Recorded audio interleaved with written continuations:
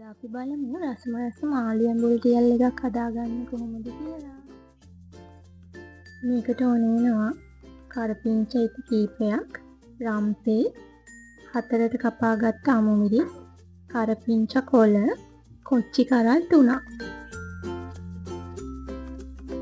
මෙතන තියෙනවා හොදලා පිරිසිදු කරගත්ත බලමාළු ග්‍රෑම් 500ක්. දැන් අපි බලමු පේස්ට් එක හදාගන්න කොහොමද කියලා. මුලින්ම මේ වගේ බෝල් එකක් අරගෙන ඒකට ගොරක පේස්ට් එකෙන් තේ හැඳි 2ක් එකතු කරගන්නවා. ඊට පස්සේ කහ කුඩු තේ හැඳි 1ක්, ගම්මිරිස් කුඩු තේ හැඳි 1ක්, ලුණු කුඩු තේ හැඳි 1ක් එකතු කරගන්න ඕන.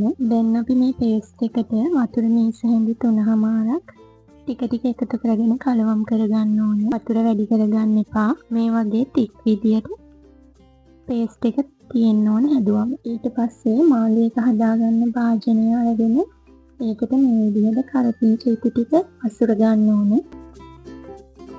දැන් අපි කලින් හදාගත්ත පේස්ට් එකේ මාළු කෑලි ටික එකින් එක තවරලා මේ විදිහට භාජනයට අසුර ගන්න. ඊට පස්සේ පේස්ට් එකේ ඉතුරු වුණ ටිකත් මේ විදිහට මාළු කෑලි උඩට දාගන්න.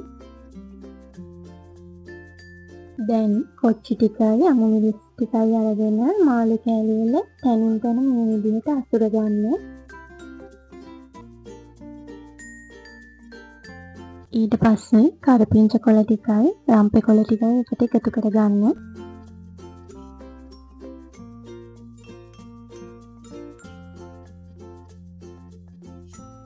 දැන් වතුර මේස හැඳි 4ක් එකතු කරගෙන ලිපේ ගින්දර අඩුම මට්ටමේ තියලා පියනකින් වහලා විනාඩි 15ක් උයා ගන්න. මේ තියෙන්නේ විනාඩි 7කට පස්සේ. දැන් මේ විදිහට කලවම් කරගෙන නැවතත් ලිපේ ගින්දර අඩුම මට්ටමේ තියලා විනාඩි 8ක් උයා ගන්න.